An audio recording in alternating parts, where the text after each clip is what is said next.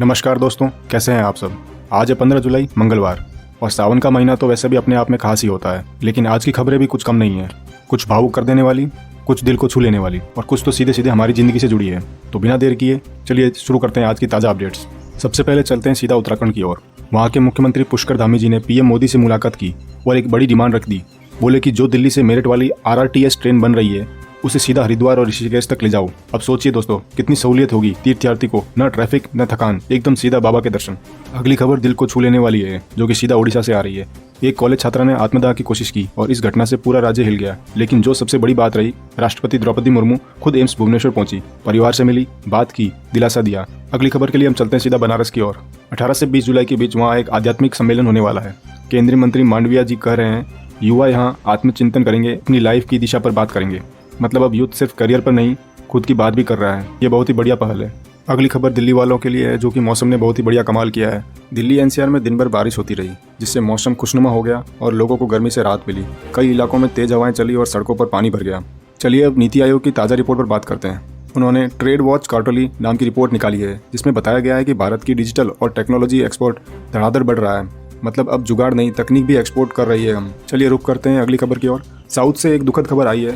Tamil cinema की जानी मानी एक्ट्रेस बी सरोजा देवी का निधन हो गया है। पीएम मोदी ने ट्वीट कर शोक जताया। बोले वो एक प्रेरणा थी और वाकई में कई पीढ़ियों ने उन्हें पर्दे पर देखकर सीखा है। चलिए अब बात करते हैं देश की ऊर्जा की। हरदीप पुरी जी ने कहा है कि बायोफ्यूल के मामले में भारत ने बड़ी तरक्की की है। अब धीरे धीरे हम एनर्जी में भी आत्मनिर्भर हो रहे हैं। पेट्रोल के झटकों से निकलने की तैयारी है दोस्तों। चलिए अब महंगाई की बात करते हैं। जून 2025 में खुदरा महंगाई गिरकर 2.1% हो गई है, जो 6 साल में सबसे कम है।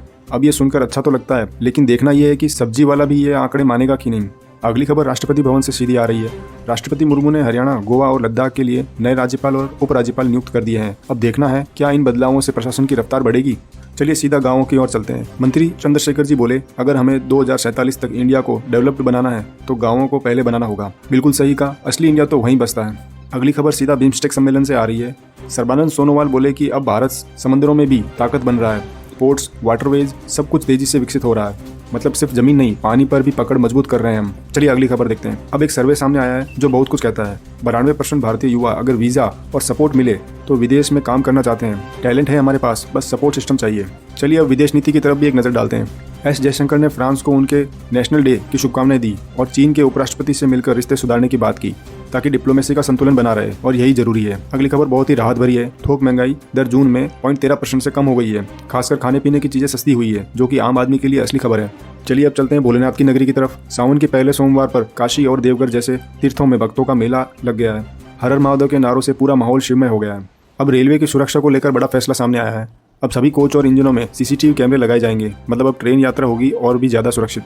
अगली खबर सीधा अमरनाथ से आ रही है। अब तक 2 लाख से ज्यादा श्रद्धालु बाबा बर्फानी के दर्शन कर चुके हैं। सोमवार को भी 6143 यात्रियों का जत्था रवाना हुआ। उज्जैन और ओमकारेश्वर में भी भक्तों की भीड़ टूट पड़ी। सुबह से लंबी कतारें लगी रही। बाबा महाकाल नगर भ्रमण पर निकले तो पूरा शहर शिव भक्ति में डूब गया। चलिए अंत में एक सच्ची सेवा की बात करते हैं। भारत विकास परिषद के 63वें स्थापना दिवस पर गृह मंत्री अमित शाह ने उन लोगों को सलाम किया जो बिना प्रचार के सेवा करते हैं। कहा यही असली राष्ट्र सेवा है, जो दिखाता नहीं लेकिन असर छोड़ता है।